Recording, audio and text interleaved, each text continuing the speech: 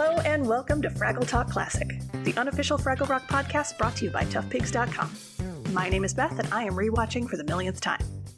My name is Julia and I'm rewatching for the first time in 10 years. My name is Adam, and I acknowledge that time is a cycle, and I have watched this show infinite times in infinite realities. But in this particular cycle, I continue to be experiencing it to what is my untrained eyes the first time. It's a very Can the Wizard thing. Sorry, that's my obscure reference right there. Can the Wizard! It's a reference to Hello from the Magic Tavern. Yeah. Yes. I keep meaning to get into that, and then I keep meaning to get back into NADPOD. Anyways, I think this is a record. We have not even gotten through the intro, and we're already on a tangent. We've gone on tangents before gotten to the intro yet. Anyway, we're talking about, no, we're not talking about Boober Rock. Why did I keep the title from the old one? It's oh my the God. same episode again. Just again. Welcome back, Cameron Garrity. Join us. An unending cycle. Hi, I'm Cameron Garrity. I can't do it, Cameron Garrity. This time we are talking about episode 3 of season 2, The Trash Heap Doesn't Live Here Anymore. Okay, but what if we just did 11 reviews of the same episode and just released them on the feed, and just it was a slightly different review each time. Like, each one was clearly a new recording, but it was the same episode. I mean, I don't know about you, but even I might get bored of talking about the same episode 11 times. I know, but as a performance piece. As a performance piece, it is very absurd and therefore Fragglish. Indeed. It is definitely something I could see Mokia Red doing. Anyways, you were saying? So, this episode originally aired on January 16th, 1984, written by good old Jerry Jewell, and directed by George Bloomfield. Yay! So we are just like right off the bat with a really great little Sprocket moment. Sprocket's holding his bowl, and Doc says, "Well, what happened to all of your dog food?" And Sprocket makes this beautiful, it's like a poof, bloop, bloop, bloop, bloop, bloop. The idea that, like, it just sort of poofed and then bubbled up into the sky. But the sound effects and the way that he moves his paws, it's just so good, and I love Sprocket so much. Yep. It's a legit dog move as well. I have experienced it so much where the dog eats the food and then acts as if it's starving, hasn't been fed in hours, and I'm like, dude, I saw you eat the food. You cannot trick me into thinking it vanished or I didn't feed you. It's a great moment to start off with. Mm-hmm. I wonder what would happen if your response to begging was to be like, oh my God, you're so hungry here, and then you just give them one piece of kibble. Like, every time they beg, you're like, oh my God, and then you give them one piece of kibble. There are some dogs that would then beg nonstop if they learned, if I keep begging, she'll keep feeding me. Some of them, maybe some of them eventually would give up the goat, but like some others, I can think of many dogs that would be like, okay, I'm just going to keep doing this because it means I could get more and more food. Some dogs I know would eat until they died. No joke. They would gorge themselves. That is fair. Anyway, this whole episode with Doc and Sprocket is a science lesson. Yep. Basically. And I love it. Yeah, It's great. I wrote in all caps, "Yo, Doc, break us off a piece of that hot physics action, because this is my jam." Right, so basically he's taking us through the lesson of water in its different forms, melting an ice cube into liquid water, and then... I do believe that what you mean to say is that he is going through the phases of matter in the 3 most common states, solid, liquid, and gaseous, and the various transitions they can make between 2, although he does leave 2 out. Wait, I know plasma is one. What's the other? No, the transitions. Oh, the transitions. He leaves 2 transitions. Oh. Yeah, he doesn't do gas to solid or solid to gas. Yeah, how does that even work? Very quickly and with a lot of energy. I was gonna say, it seems like it's gotta be something powerful, yeah. I mean, dry ice is an immediate solid to gaseous reaction, a good point. As opposed to wet ice, which is just solid to liquid. The point being that the lesson of this episode is nothing ever disappears. It just changes. Mm-hmm. Mm-hmm. And I just love how in this episode we get, hashtag Doc is neurodivergent in the way of, like, it's not shown as a deficit in any way. Yeah. He's not forgetting something. He's not paying attention to the wrong thing. He's excited about something, and he's trying to show his friend this thing that he's excited about. And yeah, Sprocket isn't quite, fascinated for the vast majority of the time, but Doc clearly is. And Sprocket's humoring him a little bit. Mm-hmm. And it's just beautiful how Doc is just immediately so engrossed that he is happy to watch an ice cube melt. I know, he's so into it. Have you actually ever watched an ice cube melt? Because it's awesome. Yeah. Have you ever gotten to see one freeze? Because it's even cooler. No. Mm-mm. Oh, watching ice crystals form across a thing of water is a beautiful thing. Ooh, how do you do that? How? You need to have a freezer container that has a window or a video recording camera. That makes sense. So we cut to Wembley, and Wembley is doing something that you don't really see very often, which is he's singing a song, but he's workshopping it. Yeah. He's in the process of writing the song. Where else have you seen that in any show where somebody's like actively trying to work on song lyrics and doesn't just sit down and play their song? Very rarely, if ever. I've seen it in Adventure Time. I'll bet you have. That's about it. I think Steven Universe... No, Steven Universe doesn't. Does it? Not that I can recall. I can't remember. I'm due for a rewatch anyways. We also get the return of Wembley's bongos, which we haven't seen since season 1. Oh, yeah. Those were so good. Mm-hmm. And this hat. Also, his hat is so good. I love this hat. Yep. This hat features prominently in the song, too. And then Wembley wants to make the song about Boober. And it's great, because Boober's like, that's a terrible hat. And Wembley's like, yeah, but I need it for the song. And Boober says, well, can't you just sing the song without wearing the hat? And Wembley goes, Boober! That would be dishonest. And Boober just kind of sighs and goes, I don't think I'll ever understand pop music. And just, oh my God, never change Boober. It's very good. Yeah, he works Boober into his song, and then much like the hat being part of it, and so he can't take the hat off, he's like, Boober, you can't leave. You're in this song now, and you have to stay here to make this song be true. And Boober is so frustrated because he has plans for his day, apparently. But he gets stuck with Wembley and his song that Boober does not like. Boober does not like this song, and he's very honest about it. Also, the Doozers don't like this song. Like, Wembley hits this note at one point, and the Doozers are all in the background going, oh, no, stop. And it's really great. I'm telling you, we've seen them in the last one. We've seen them in this one. We're going to get some Doozer arcs this season. I'm calling it. Yeah, 100%. So one quick note is that we do not see Gobo or Red or Moki appear in this episode. Yeah. And we've had episodes before where one of the Fraggle Five was missing because, either that puppeteer was playing another character that had a bigger role in that episode, or we don't know why. And this time it's 3 out of the 5. It's just Boober and Wembley this whole time. Mm-hmm. And Gobo's the only one who has a reason why. Like, he's out exploring. We don't know where Red and Moki are. It doesn't come up. Yeah. They're probably fine. They're probably fine.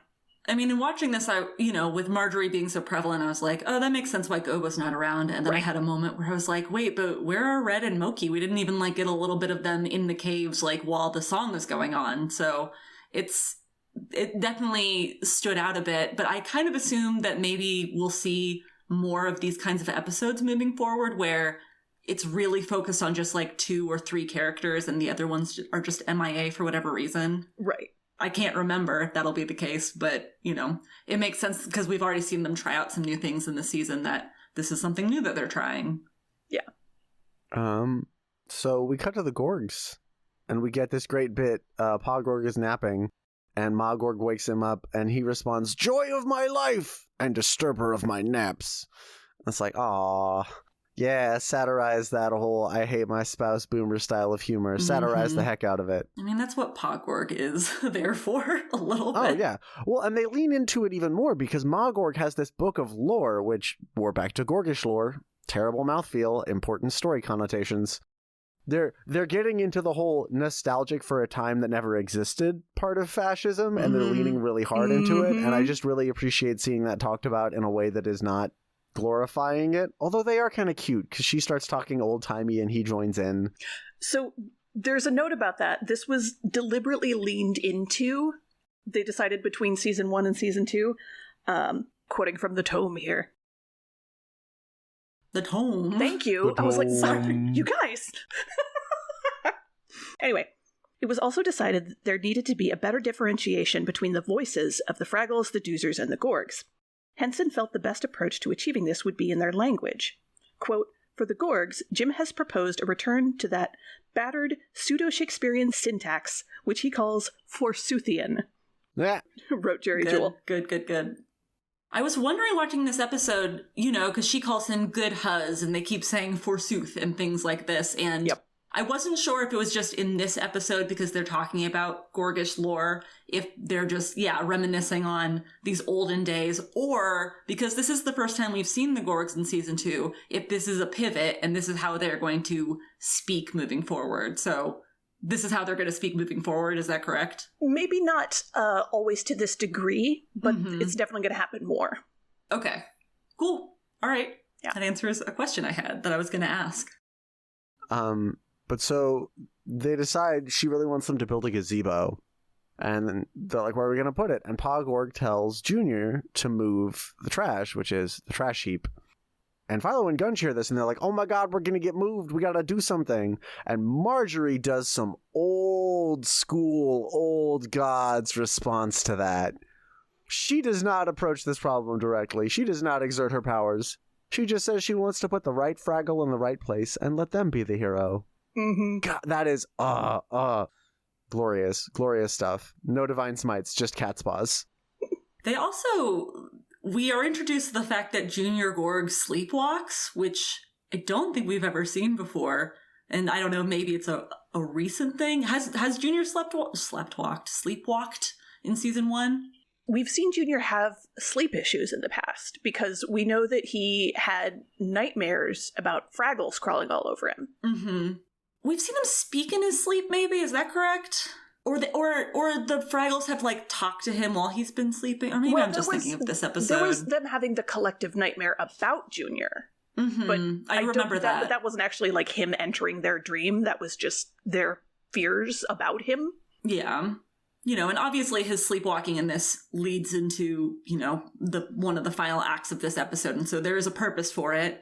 But yeah, I couldn't remember if we'd seen him sleepwalk before. But yeah, I was thinking that this mood of Marjory's of, why not Fraggles? Take the right Fraggle, put him in the right place, he might rise to the occasion. And I wrote, Gandalf recruiting hobbits.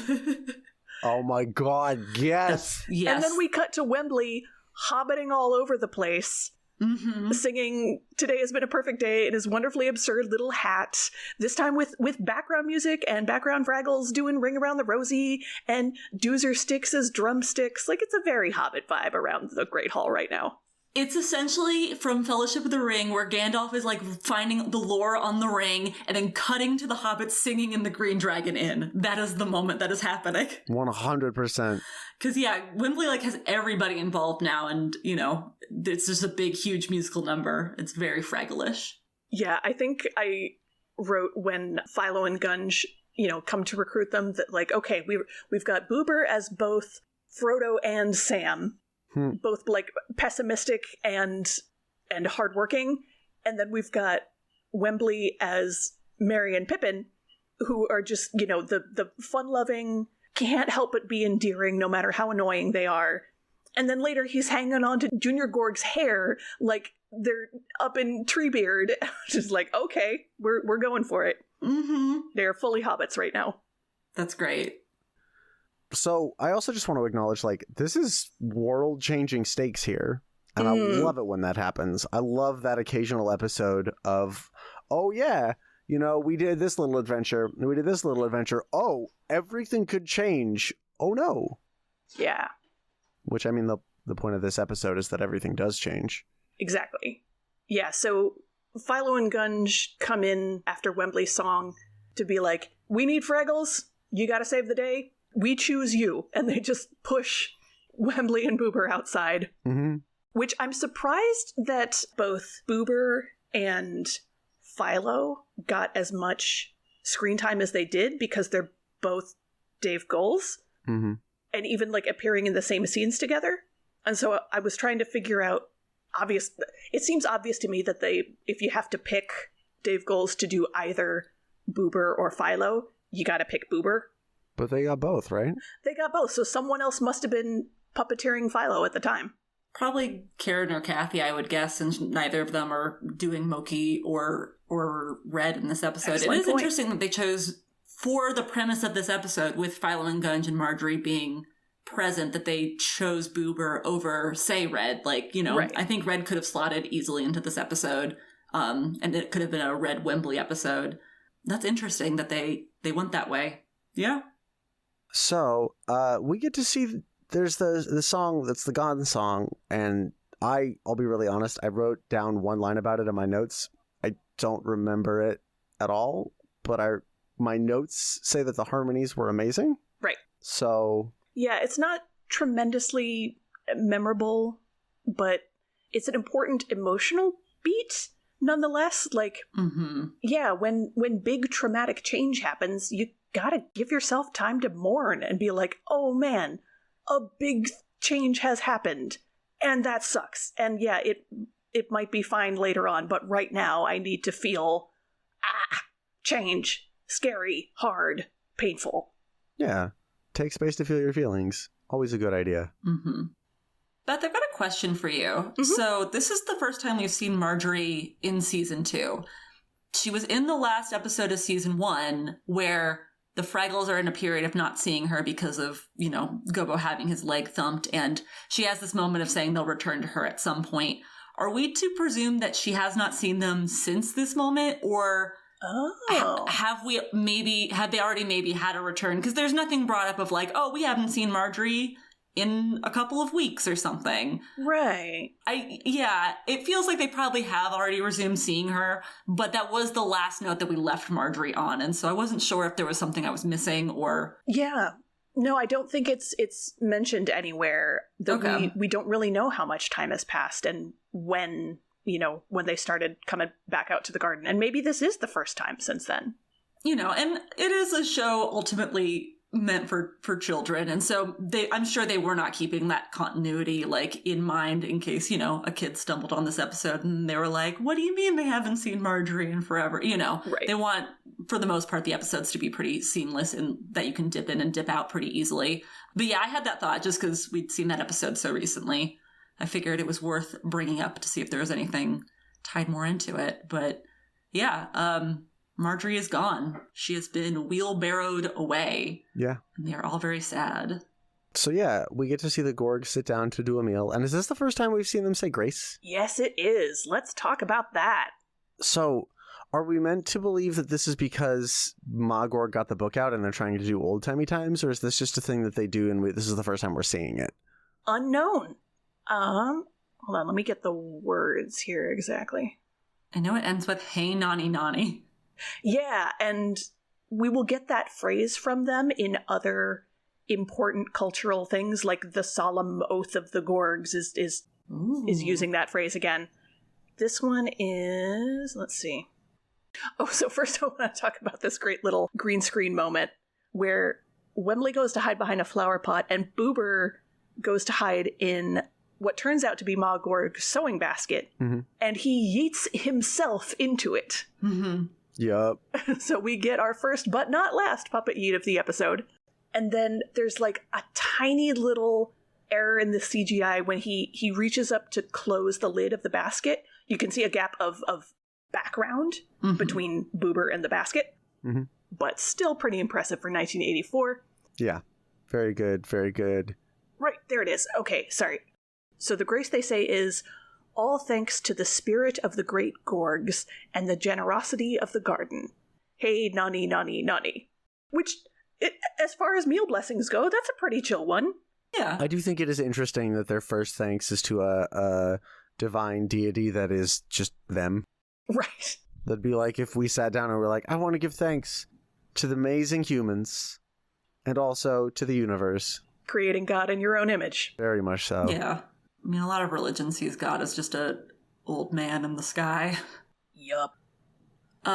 There's also a moment when, after they've sat down to eat, where Ma's like, I'm not eating lunch today. I'm trying to lose a little weight. I'm going to sew instead. And it's like, cool.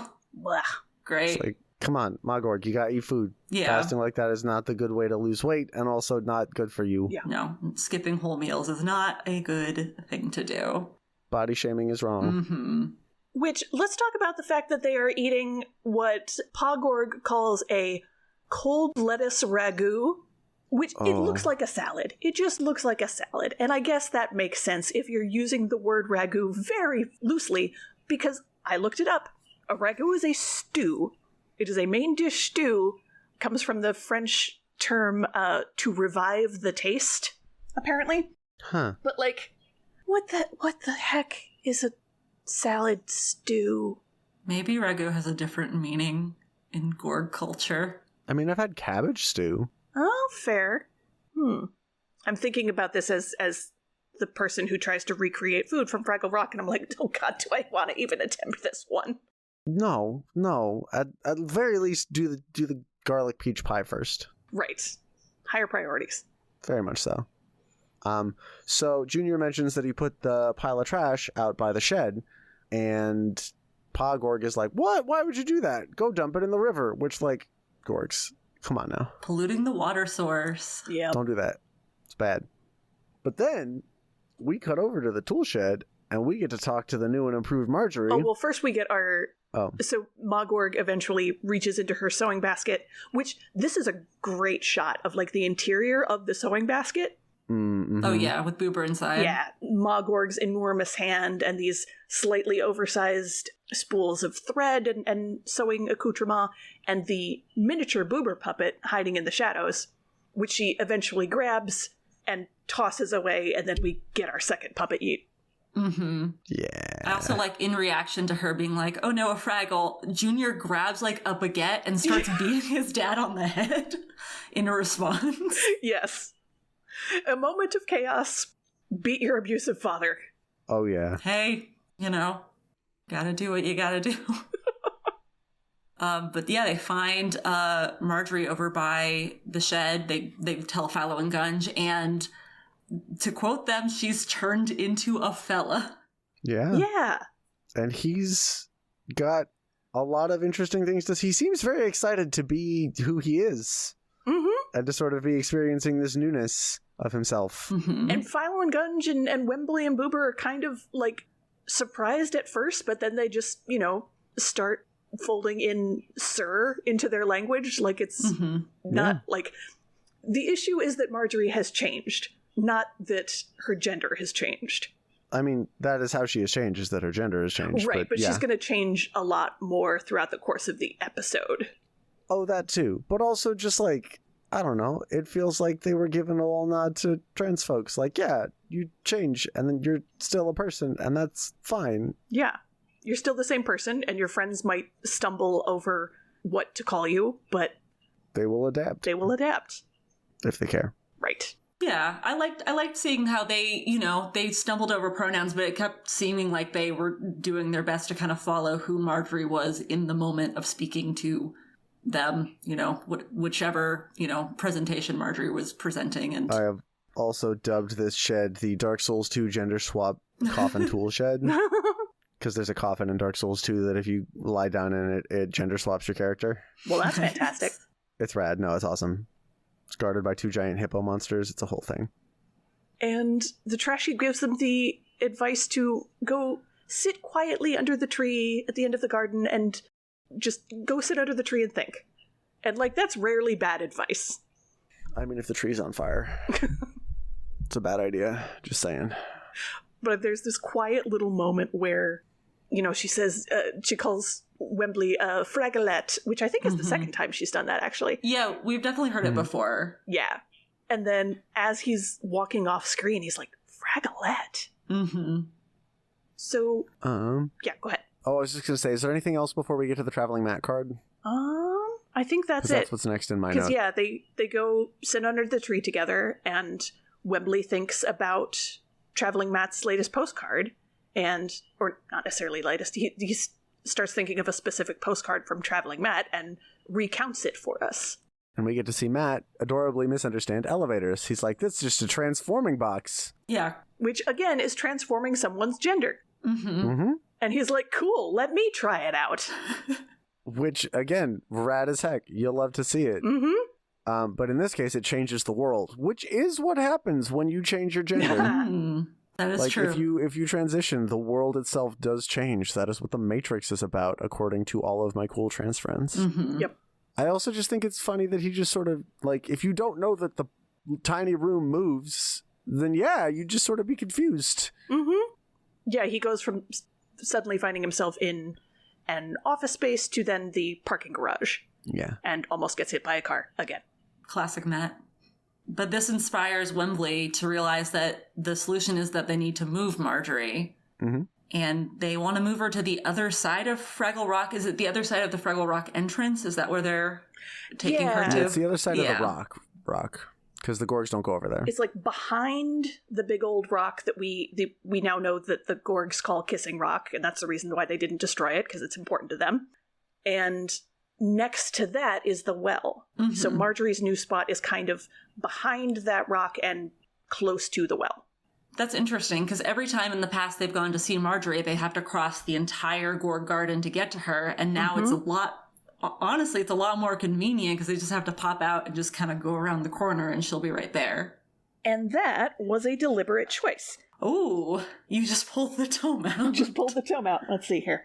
The tome. The tome. We're also considering... this is a... changes in Fraggle Rock, like a memo in the summer of 83. It says, we're also considering moving Marjory from her present position behind the Gorg's castle to a spot right near the entrance to the rock.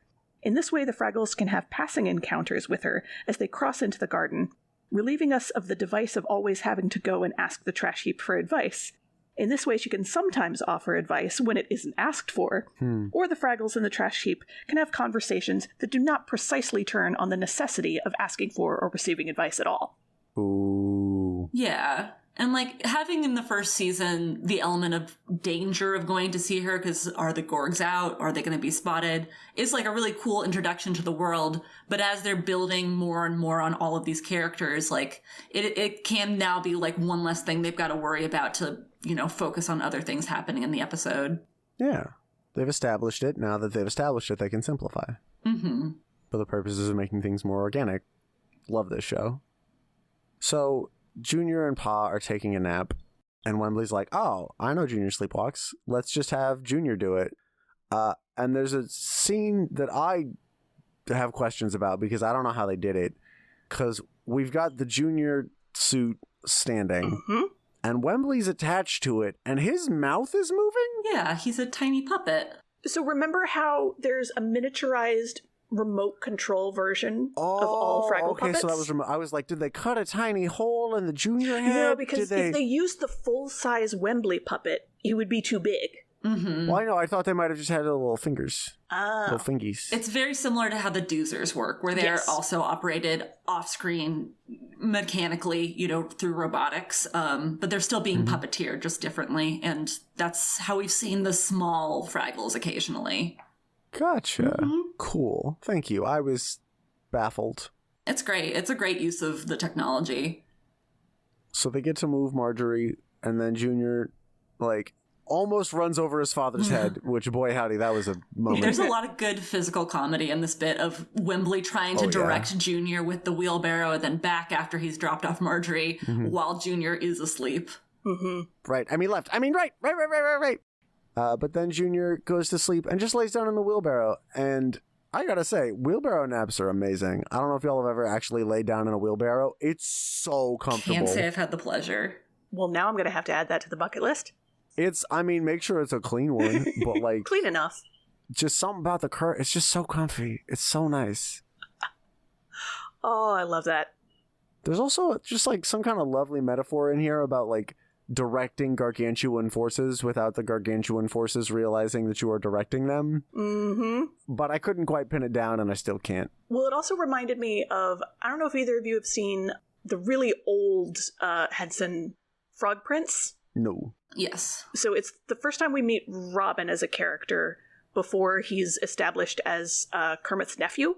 He's just a frog with a high voice. And so he plays, the Frog Prince. And at one point he's in the dungeon with Sweetums. This is also the first time we meet Sweetums. And Kermit is captured, and so Robin is whispering to the sleeping Sweetums, stay asleep, but let Frog go. And it reminded me a lot of this moment of the tiny creature, whispering into the ear of the sleeping giant to do his bidding. And so Marjory, who has also been going through just like wild accent shifts at this point, sort of resets back to normal, which honestly I'm excited about, but I was also kind of hoping that one of those changes would be permanent and that would just be a change to the character. It's unclear. Like, her accent... It's still changing at the end of the episode, isn't it? Yeah, because it's been shifting back and forth between a more, like, New Jersey versus a more, like, Eastern European. Does an Irish accent at one point? Oh, yeah, she goes through everything. She's got a French and a German and a Scandinavian that she pulls out, and the really terrifying one is the one that's, like deep and monstrous and scary. Yeah. I love that one. That one was great.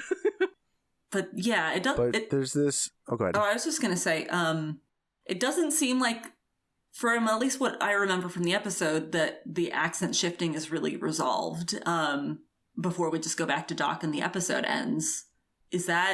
Are we going to see this as a character trait with Marjory moving forward? I guess we'll find out in future episodes. Yeah, I don't remember what happens to her accent after this.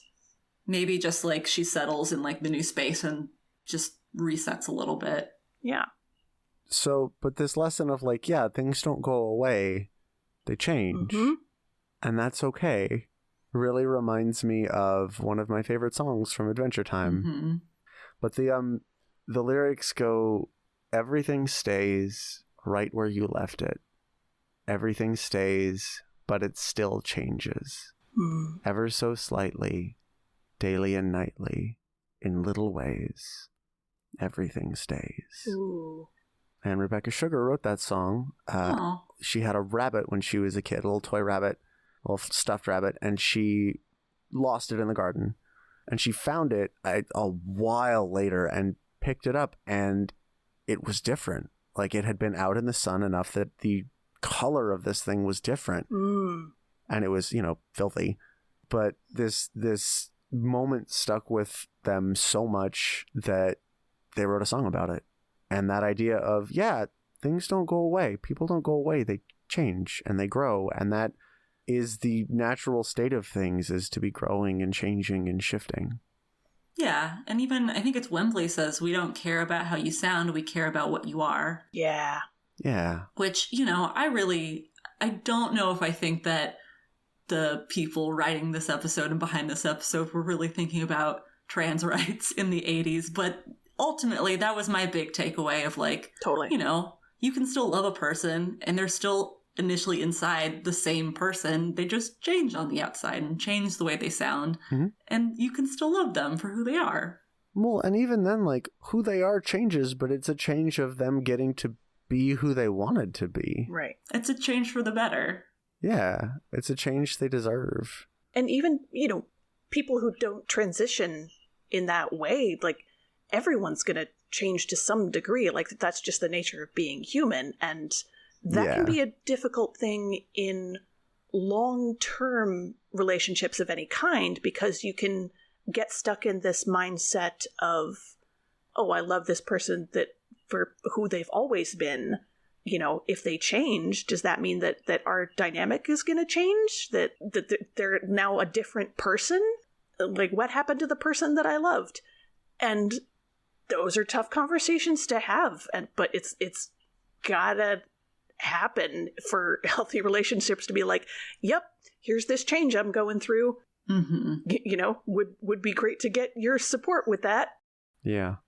I'm thinking about the ways in which healthy relationships are built on allowing other people to grow and change in whatever ways they need to, like acknowledging that is an inevitability of human nature or trash heap nature. Well, yeah, and then the beauty of it is you get to grow and change with them. Exactly. We cut back to Doc and Sprocket, where Doc has kind of wrapped up his science lesson talking about how things just constantly change. And then, we didn't really touch on the fact of why he brought up the ice, but it was because at the very start of the episode, it's stated that it's a warm day and he wants some iced tea. And then at the end of the episode, after he's done the science lesson, he puts the ice in, takes a sip, and then he remembers that he doesn't like iced tea and storms off. But then Sprocket gets to drink the iced tea and he likes it, so he got some science knowledge and he got some tasty beverage. Yeah, that was really cute. Yeah. He puts it in his little dog bowl and starts lapping it up and gives like a to the camera before it fades out. So Beth, you want to tell us about the international versions? So the only notes in Muppet Wiki are that in the German version, after Doc changes the ice cube back into liquid water and takes it back to the fridge, an exasperated Sprocket blows into one of the distillery tubes. I guess that probably makes a cute puppetry effect. I can imagine. Oh, and I don't know if it was for this episode or last episode, that I couldn't find, like the full episode on YouTube, but I found the UK version of the Doc and Sprocket segment. Ooh. Wow. So those clips do exist out there. Not like all of them anywhere compiled. That would be great if they existed all in one place, but little snippets here and there can be found. Rad.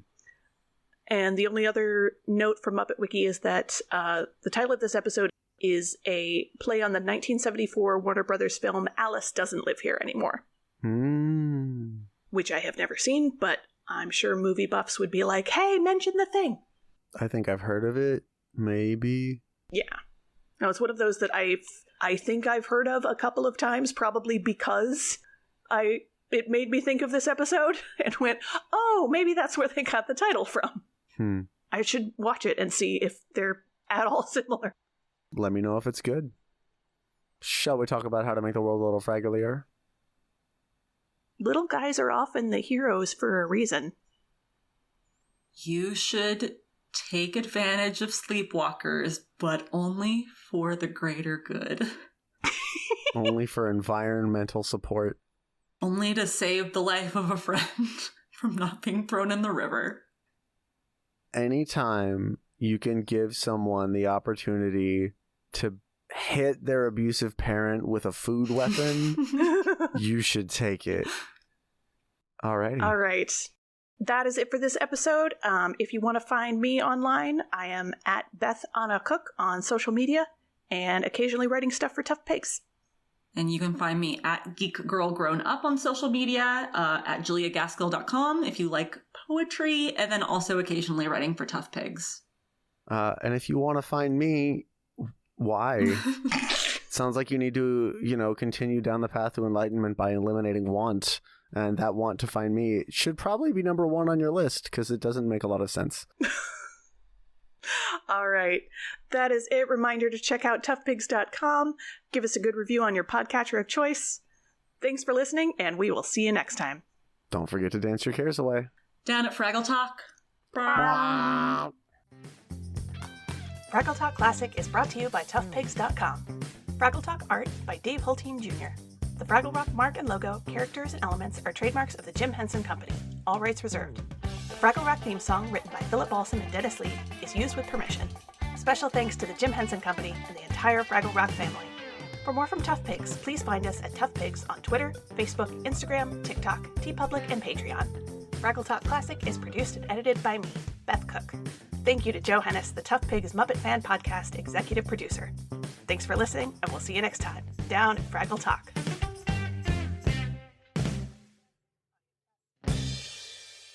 Oh, I said cats can have a little Play-Doh as a treat. Oh. They can't. I don't know. Maybe.